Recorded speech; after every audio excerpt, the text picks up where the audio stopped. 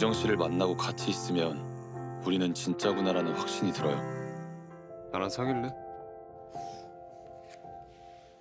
그 애와 사귀기로 했다. 어차피 금방 헤어져야 할 테니까.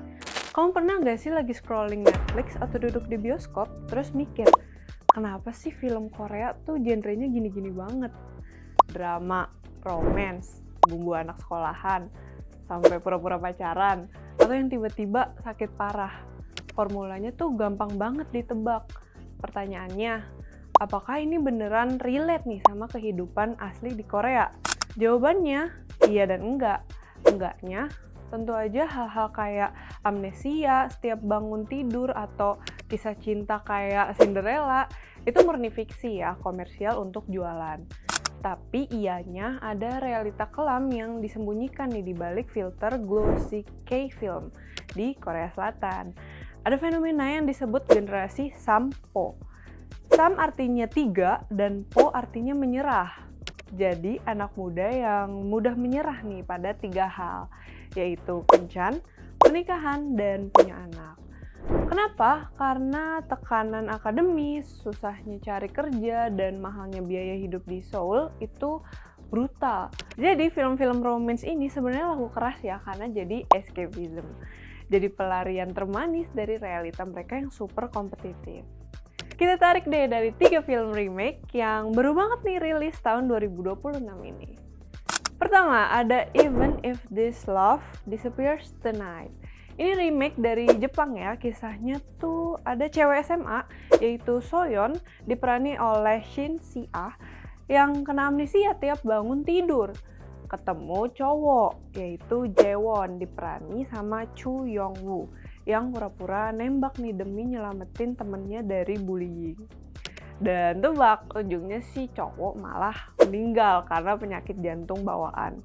Klise banget, bikin nangis pasti, tapi ya gampang ditebak. Terus ada Once We Were Us, remake dari film China, Us and Them.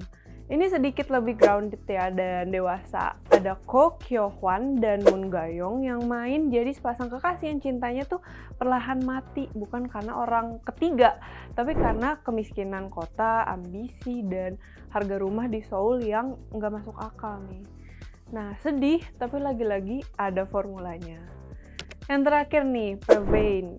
Jujur aku suka banget nih.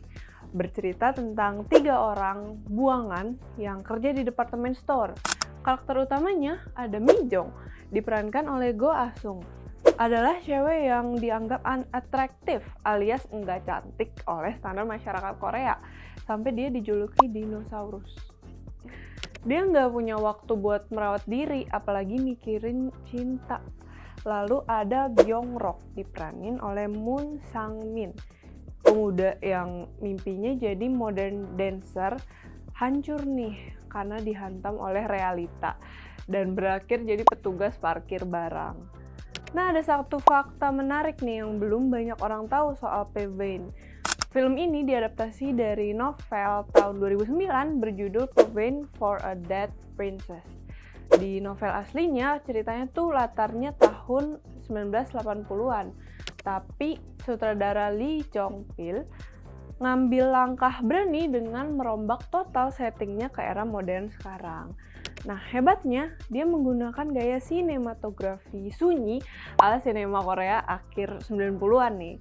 Nah, ada satu scene di mana bahkan ikan di akuarium background itu kerasa ikut masuk ke dalam obrolan kesepian mereka. Nah, itu sih detailnya. Nah, film ini ya aku lihat nampar keras isu lookism banget nih, atau diskriminasi fisik yang gila-gilaan di Korea Selatan, tapi lewat cara yang sangat puitis. Nggak ada filter estetik berlebihan. Nah, Pevane ini ngeliatin kalau hubungan tuh nggak melulu soal siapa yang paling good looking. Ini soal 2 orang yang sama-sama hancur oleh realita, tapi entah gimana berhasil menjadi cahaya buat satu sama lain. Jadi ya, industri film Korea ini emang sering copy-paste ya resep yang sama karena pasar tuh suka dikasih ilusi yang manis nih. Tapi di antara tumpukan klise-klise itu ada permata tersembunyi nih kayak film-film tadi. yang ngingetin kita kalau sinema Korea tuh masih punya nyawa. Sekarang giliran aku nih yang pengen dengar suara kalian. Kalian sendiri pernah nggak sih ngerasain langsung betapa nggak adilnya beauty privilege ini di dunia nyata? Atau jangan-jangan kalian punya rekomendasi hidden gem lain nih yang berani nabrak klise kayak gini? Coba drop opini jujur kalian di kolom komentar ya. Jangan lupa like, share, dan subscribe. Sampai jumpa di konten seru lainnya. Annyeong!